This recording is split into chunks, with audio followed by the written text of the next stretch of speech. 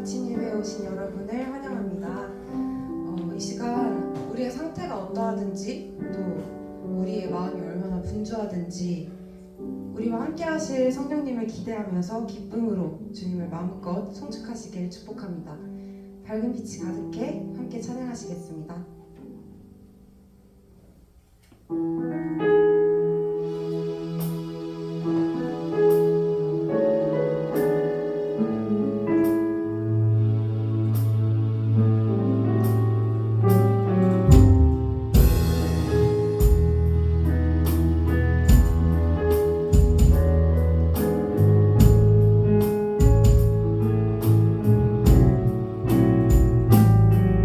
밝은 빛이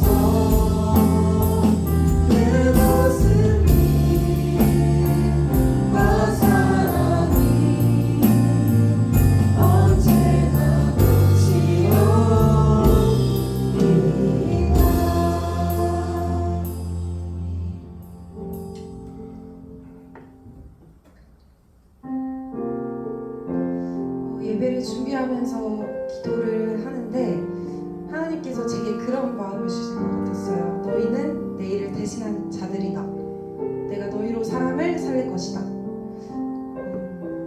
우리가 학교 생활을 하면서 많이 힘들 때도 있을 수도 있고 또 지친 순간들이 찾아올 수도 있지만 나를 통해 일하신 하나님의 놀라우신 그 권능과 사랑을 기억하며 주님의 나라에 가는 그날까지 주님과 동행하는 삶을 살게 해달라고 함께 기도하시면 좋겠습니다. 이 시간 이 세상을 사는 동안에 하나님의 일을 감당하는 성교적인 삶을 살게 해달라고 함께 기도하시면 좋겠습니다. 기도하시겠습니다. 네, 기도드리시겠습니다. 사랑 많고 은혜 넘치는 하나님 아버지, 바쁘고 힘든 일상 가운데서 하나님을 예배하고 찬양드리기 위해 모이게 해주시네 감사드립니다. 날씨가 풀리고 따뜻해지는 봄이 오고 있습니다. 오늘 찬양드린 가사와 같이 힘들고 지칠 때 세상에서 나의 봄을 찾는 것이 아니라 예수님의 봄 안에서 위로받는 저희가 될 수 있도록 도와주세요. 개강한 지 약 한 달이 지났습니다. 학교 생활하는 모든 학생들이 학교 생활과 일상에 밀려 하나님을 놓치지 않고 의지할 수 있도록 도와주세요. 하나님을 찬양하고 섬기는 저희를 통해 학교에 하나님의 은혜가 가득 넘치길 바랍니다. 이후 말씀을 전하시는 간사님에게 말씀 가운데서 하나님의 은혜가 넘칠 수 있도록 도와주세요. 또한 우리가 말씀을 듣고 다시 한 주를 살아갈 때 이 말씀 하나하나가 마음속에 깊이 새겨져 한 주를 힘차게 살아갈 수 있는 힘이 될 수 있도록 도와주세요. 사랑 많으신 예수님의 이름으로 기도드리시겠습니다. 아멘. 네, 오늘 성경 말씀은 누가복음 18장 35절에서 43절 말씀인데요.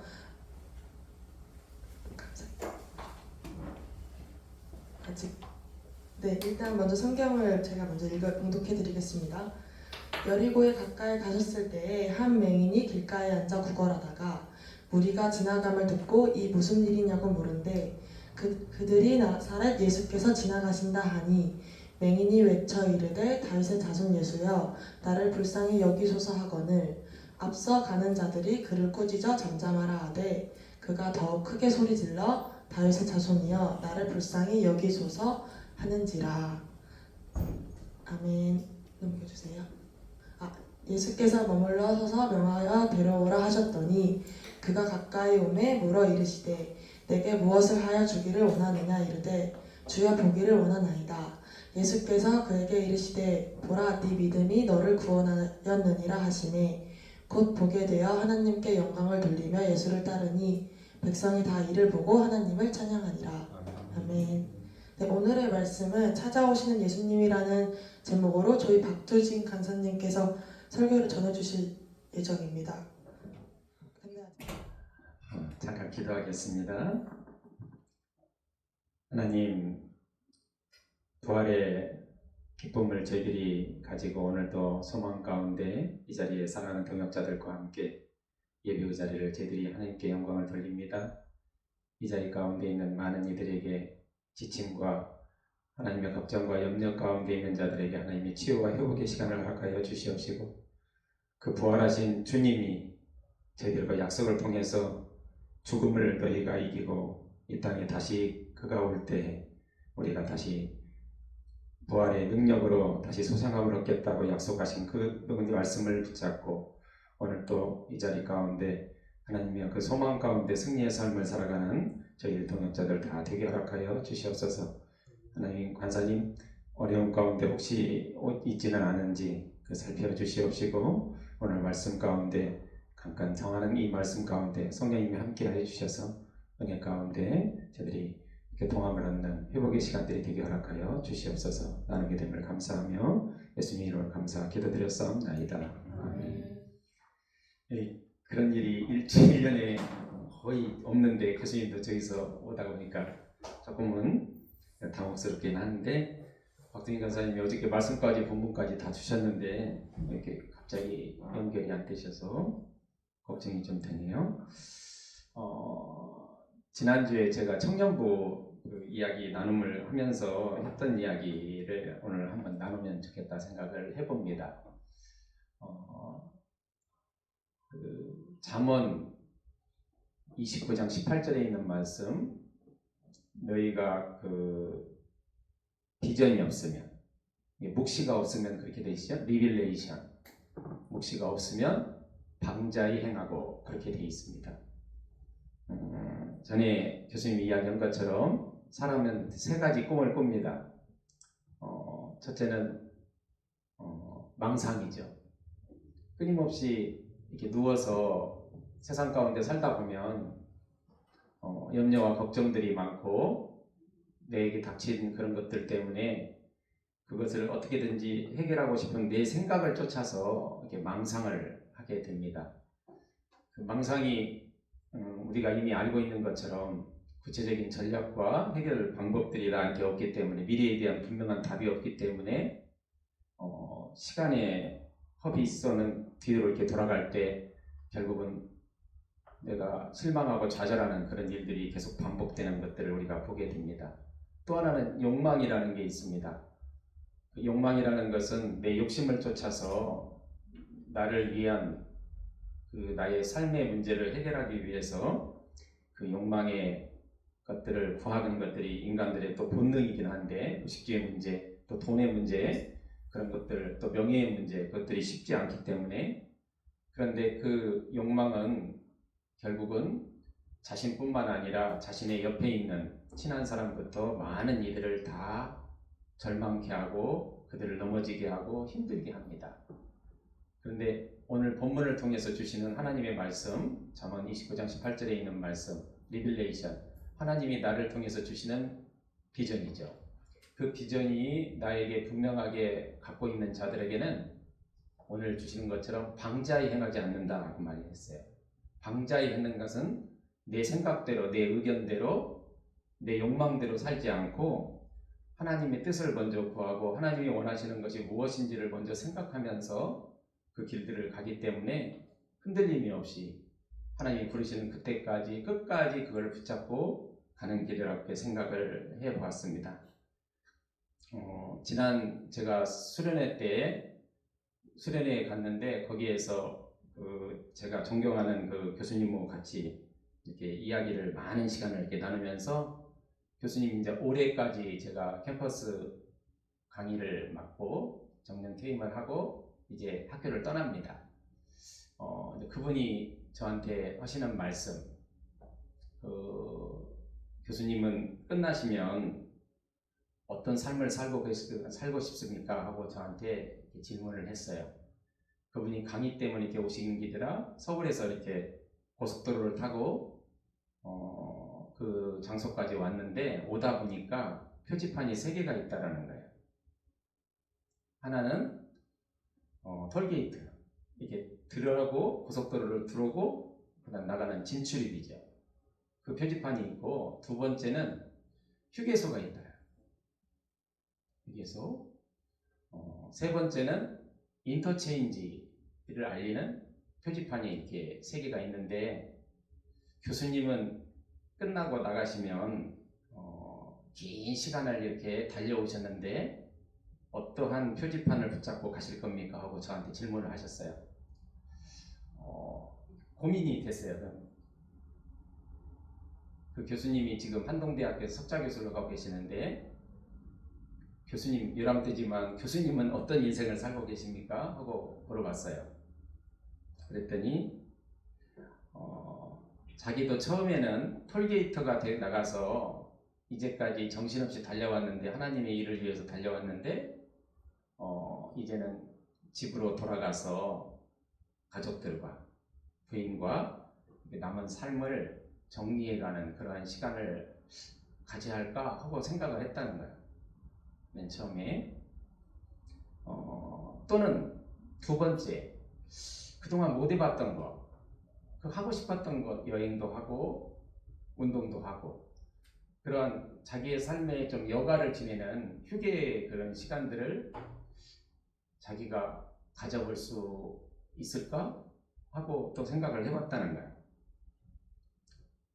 그런데 본인이 선택한 길은 인터체인지를 선택했다는 거예요.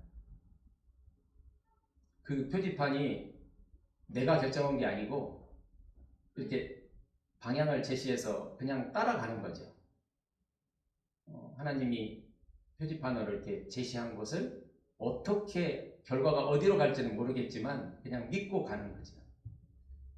그 세 가지 이르는데 교수님은 아마도 세 번째를 하셔야 할 것 같습니다 하고 저한테 이야기를 하더라고요. 그리고는 제가 그날 수련회 밤새도록 뒤척였어요. 그 말이 안 떠나갖고 이게 잠은 안 오는데 내 사명이 뭐지? 또 하나님이 어떤 표지판을 주시지? 하는 생각을 해봤어요.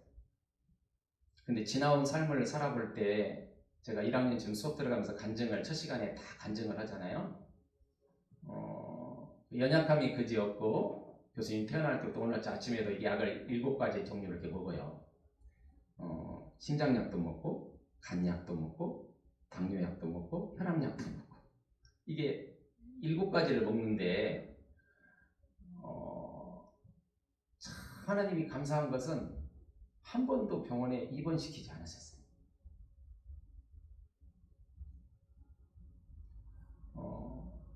제가 연약함으로 태어났기 때문에 사람 만나는 걸 두려워하고 그리고 특히나 여자들 앞에 서면 얼굴이 홍당무가 돼갖고 말이 거꾸해갖고 아무 말도 못해요.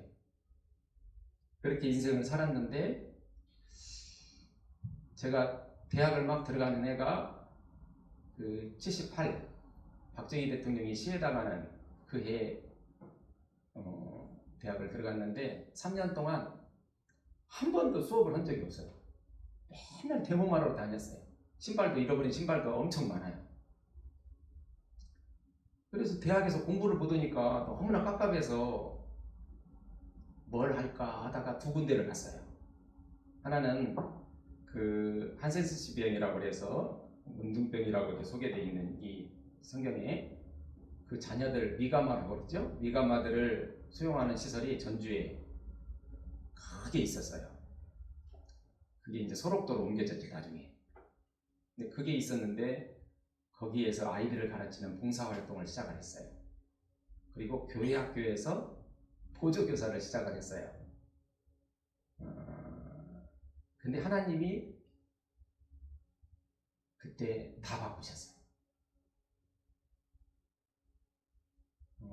내 존재가 어떤 존재로 살아가야 할지에 대한 생각을 하나님이 계획하도록 그대로 끌고 가셨던 것 같죠.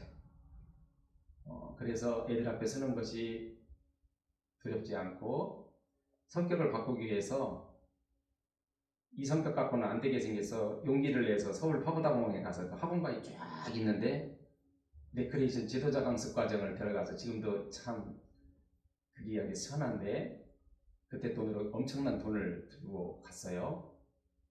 근데 첫날 첫 수업이 뭐냐면 지루박, 탱고 이렇게 가르치는 춤을 가르치더라고요.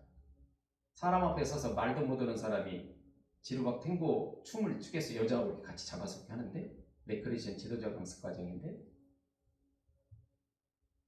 그 즉시 짐 싸들고 다시 내려왔죠. 전주까지 내려왔는데 기차에서 내렸는데 비가 엄청 오더라고요. 오늘처럼.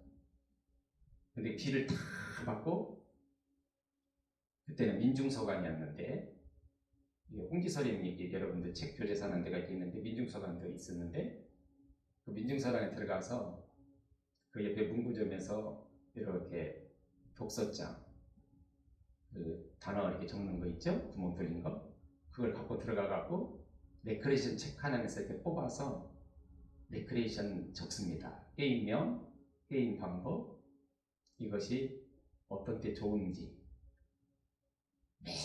매일 책 서점을 갑니다.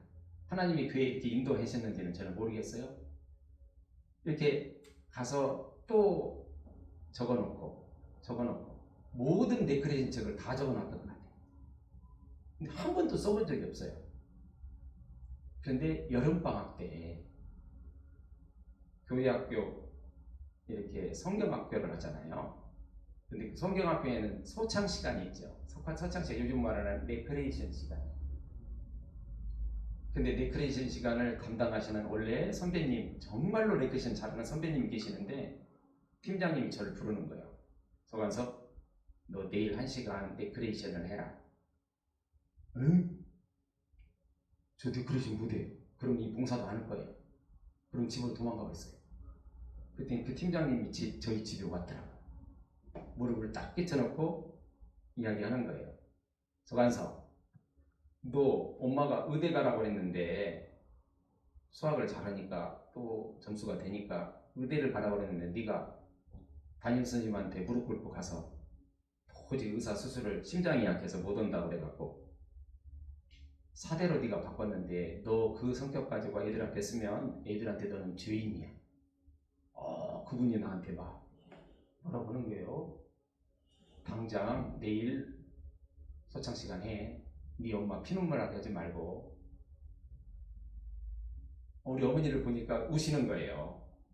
왜냐하면 성격이 너무나 내성적이고 말도 못하고 애들 앞에 레크레이션 보조봉사를 하고 있는데도 그것도 떨려갖고 잘 못 오는, 사범들을 지가 갖고 싶어서 가다고 간 애를 엄마가 생각할 때는 얼마나 한심스럽겠어요. 그래서 제가 그 어머니 눈물을 생각해서 그 적어놨던 독서장에 있던 레크레이션 내용, 그걸 밤새도록 연습을 합니다. 펀티를 짜서. 다음날 애들 앞에 섰어요. 지금도 그 기억이 새롭습니다. 학생이 250명이 넘거든요. 교회가 굉장히, 저희 교회가 어린교회가 부흥했었는데 애들 앞에 섰는데 하나도 생각이 안 나요. 여러분 긴장하면 안 들어오잖아요. 애들이 끝나고 내려오는데 막 그 웃긴다고 하는 거, 막 비아냥 같은 소리 있잖아요. 그 소리를 들으면서 땀이 범벅어갖고 내가 내려왔어요. 그랬더니 그 팀장님이 서관석 내일 한 번만 더 해.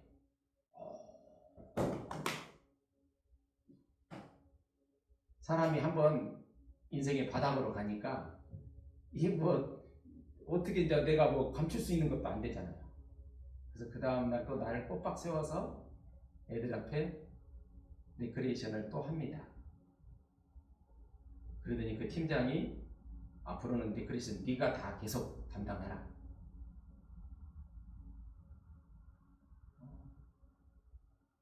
일 년 내도 그 연습만 한 것 같아요. 학교가 휴교령이니까. 데모 끝나고 들어오면 레크레이션 펴놓고 연습하고. 그래서 2년 뒤에는 성경학교 교사들을 가르치는 리크레이션을 가르치는 교사가 됐어요. 너무나 감격스러워서 애들하고 수련회를 갔는데 밤 늦은 시간에 기도를 하다가 하나님한테, 하나님 저도 이걸 할 수 있도록 만들어주셔서 너무나 감사합니다. 그래서 제가 건강에 허락하는 일은 아이들 가르치는 일에 평생을 바치겠습니다. 그렇게 기도를 한 것 같아요. 하나님이 그것을 들으셨겠죠. 저는 교대에 올 것은 한 번도 생각한 적이 없어요. 하나님이 예정을 통해서 교대를 보내셨어요. 그리고 7년 동안 수학을 가르쳤어요. 제가 만나면 늘 간증하는 거, 1997년 11월 27일 제가 중풍이 왔어요. 이유는 집사람이 암 3기가 선언됐어요. 그해 어머니가 소천하셨어요. 나한테는 두 가지 중요한 축이 있는데, 어머니하고 이 집사람인데 결혼한 지 아기가 딸이 9살밖에 안 된 딸이 있는데 아들내미가 6살. 집사람은 암 3기에서 4기로 넘어가는 어려움인 그 생명이 왔다 갔다 하는 순간하고, 내가 사랑했던 가장 의지가 됐던 어머니는 소천하셨고, 이 둘이 같이 벌어진 거예요. 심장이 아프잖아요. 11월 27일 새벽에 잠을 자는데 혈압이 올라갔어요. 중풍이 됐어요. 이게 아무런 반응이 없어요. 마비된 거. 집사람은 암투병인 일산병원에 가 있고, 애들은 외할머니 집에 느껴져 있고, 이걸 내가 혼자 어떻게 포기하는데 이게 동작이 안 되는데 어떻게 해요? 그래서 그날 날이 굉장히 추웠는데 옷방에서 뜨는 거예요. 내 인생이 끝났으니까. 그 애들은 어떻게 해요? 집사람은 암 3기에서 4기로 가는 항암을 하고 있는데, 엄청난 항암을 하고 있는데, 그 누가 돌봐야 해요? 이게 답이 없어요. 근데 집사람이 성경책을 이렇게 암 선고되니까 편하겠죠. 그 책상 위에. 제가 막 또 가슴이 막 이게 막 미어져 갖고 이걸 어떻게 할 수가 없어요. 막 손이 막 그 온몸이 뒤어니까 그걸 막 살기 위해서 뭔가를 붙잡아야 하잖아요. 붙잡았는데 책상 위에 이렇게 성경책이 있는데 이걸 붙잡은 거야. 근데 이게 툭 떨어졌어요. 이게 바닥으로. 근데 이게 펴진 상태로 펴졌는데 이사야 60장이 펴졌어요. 이사야 60장. 깜짝 놀랐어요. 제가 평생을 어머님 따라서 교회 학교를 열심히 다니고 교회를 교사이기도 하고 교회 학교 교사도 되고, 그런데 제대로 성경 말씀을 요절하는 데가 한 번도 없었어요. 근데 이사야 60장은 1절부터 22절까지 달달달 읽고 있어요. 일어나라 빛을 발하 이는 내 빛이라고 쭉 가요. 그게 왜 그렇게 있냐면 중학교 2학년 때 중간고사 본다고 시험이 끝나서 집에 빨리 오잖아요. 근데 저희 집에 기도를 많이 하시는 여자 목사님이 신방을 오셨어요. 그러니까 어머니가 강제적으로 저도 같이 예배를 드리자는 거예요. 싫은데 엄마의 청에 못 이겨서 갔죠. 예배가 끝났는데 그 여자 목사님이 저한테 안식기도를 해준다고 안식기도를 하시더라고요. 그러니 나한테 그러는 거예요. 관사가 너한테 주신 하나님 말씀이 있는데 이 말씀 붙잡고 살면 네 인생이 위험한 순간이나 힘들 때 너한테는 결정적인 답을 줄 거야. 그리고는 암송을 시키는데 우리 엄마가 막 밥을 안 주고 암송을 시켰어요. 그 마지막 22절이 여러분한테 늘 만나서 제가 이야기하는 거, 제가 교대에 와서 존재하는 목적이죠. 그 작은 자가 천을 이루겠고 약한 자가 강국을 이룰 것이라. 때가 되면 나 여호와가 속히 이루리라. 여러분들이나 나나 작은 자예요. 능력도 성격도 모든 것들이 연약하게 그지없는 작은 자인데 하나님이 이 땅에 우리를 보낼 때 목적을 가지고 보내셨다는 거예요. 사랑하는 내 영혼들 1000명을 너희들한테 느끼겠다. 1000명을 이루겠고 작은 자가 1000명을 이루겠고 그때 교회는 무너지고 하나님의 영광은 가려워지고 많은 이들이 하나님을 버리고 떠나는데, 그래서 붕괴 직전에 있는데 하나님이 그들을 통해서 길러진 자들을 통해서 다시 이 땅을 회복시키는 강국을 만드는 하나님의 비전이에요. 그래서 교사들이 중요하다는 거예요. 예수님도 결국은 십자가에 돌아가셨지만 제자를 길렀잖아요. 한 명은 팔아먹었지만 마지막 기회까지 줬는데도 그가 돌아오지 않고 결국은 11명이 얼마나 비겁한 자냐면 베드로로부터 여러분 잘 아는 것처럼 주님을 끝까지 나는 버리지 않겠다고 했지만 결국은 버렸잖아요. 제자들 아무도 주님의 고난의 현장에 같이 안 있었잖아요. 여인들만 하나님을 사랑함 때문에 그 주님의 시신을 어떻게든지 수습하려고 아리마대 사람 요셉은 제자가 아니었는데도 그 예수님을 이렇게 막 끝에 떠나는 부분에서의 보살핌으로 갔지만 그 11명의 제자는 실망 속에서 다 숨었잖아요. 그런데 주님은 약속대로 가시죠. 그자가 부족한지를 이미 아시고 자기를 실망시킬 줄 이미 아시고, 그런데 그들의 처음 있었던 곳, 그 갈릴리 호숫가로 부르시잖아요. 베드로가 거기서 주님을 다시 만나서 마지막 부탁을 하지요. 너 나 사랑하느냐? 3번씩. 그리고 내 양을 먹이라, 내 양을 치라. 그게 제자들한테 주는 다음을 이어가는 가르침이에요. 이 교사의 직업은요, 목회자님들도 너무나도 우리들을 영적으로, 영적 아비의 역할들을 잘 해주시고 있는데, 교사도 똑같아요. 교사도. 그 맡겨진 아이들, 1000명의 아이를 어떻게 할까?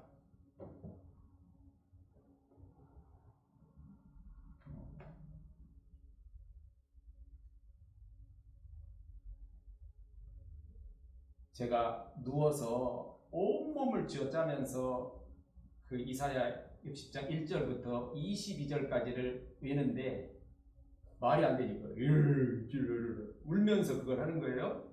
근데 또 막 22절 하는데 막 온몸이 조여와요. 아, 이게 내 죽는 것 같구나 생각을 하는데 이상한 느낌이 있는데 이게 쫙 풀렸어요. 그날 3교시 수학과 수업을 들어갔는데 어떻게 했는지 몰라요.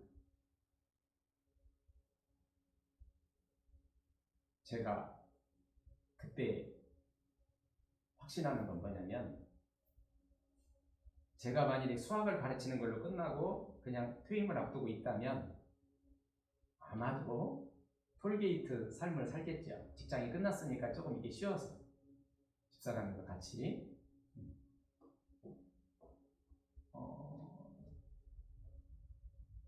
근데 그 교수님이 나한테 제안했던 거,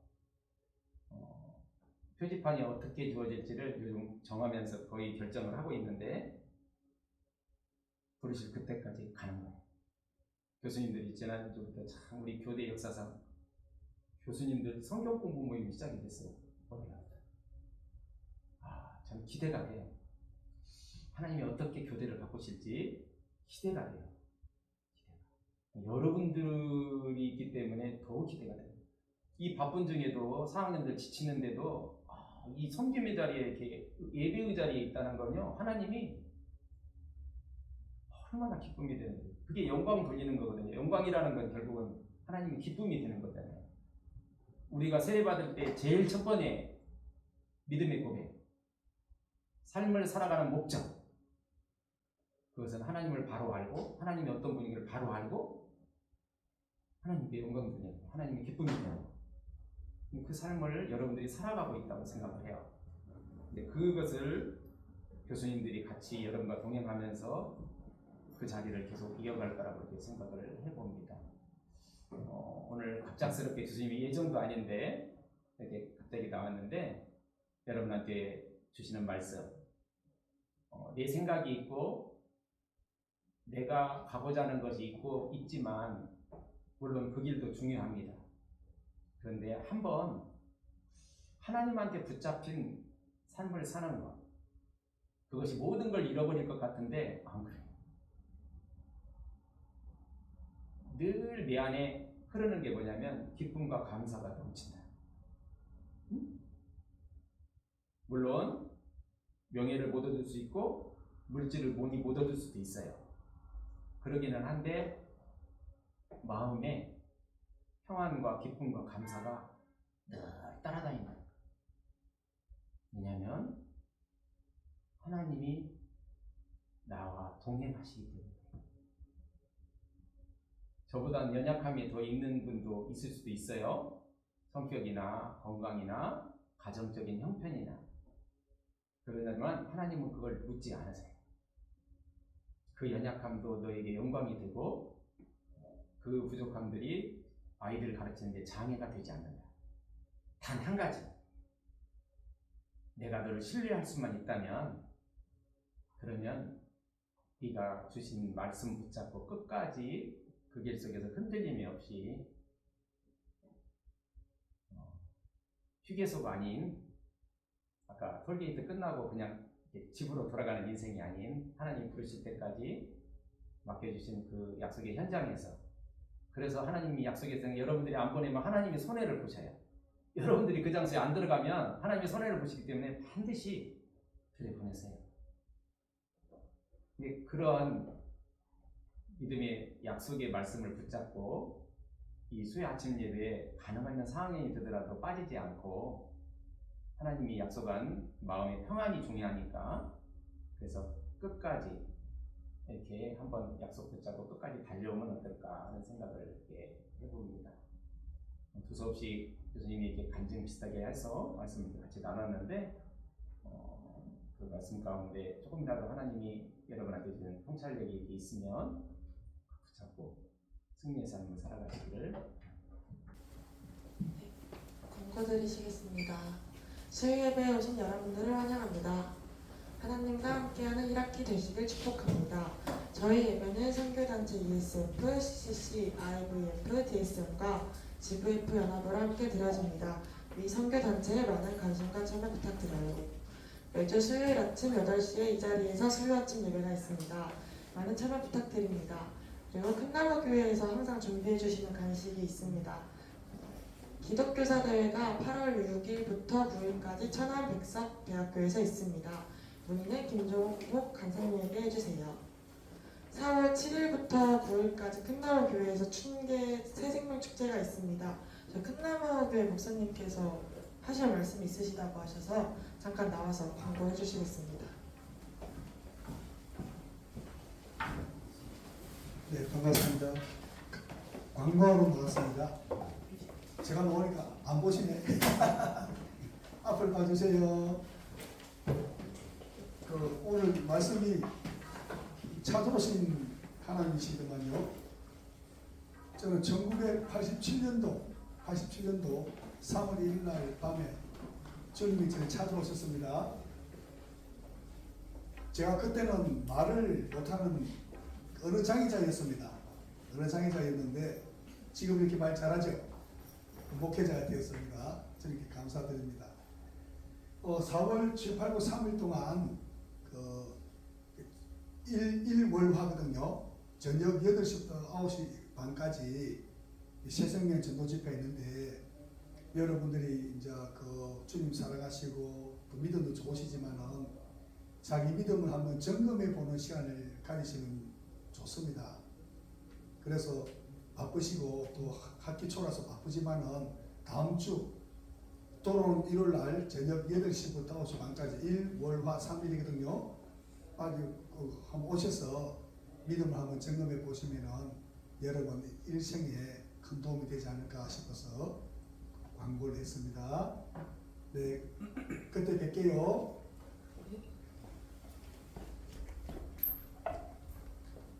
네, 저희 비정선언문 외치겠습니다. 모두 자리에서 일어나 주시기 바랍니다. 진리 하나, 나는 영혼을 살리는 교사가 된다. 하나, 나는 진리를 가르치는 교사가 된다. 사랑 하나, 나는 사랑을 실천하는 교사가 된다. 하나, 나는 민족을 가슴에 품는 교사가 된다. 정의 하나, 나는 정의를 외치는 교사가 된다. 하나, 나는 대안을 제시하는 교사가 된다. 회복 하나, 나는 비전을 제시하는 교사가 된다. 하나, 나는 창조 질서를 회복하는 교사가 된다. 저희 마지막으로 보리라 찬양 부르시면서 수요 아침 예배를 마치겠습니다.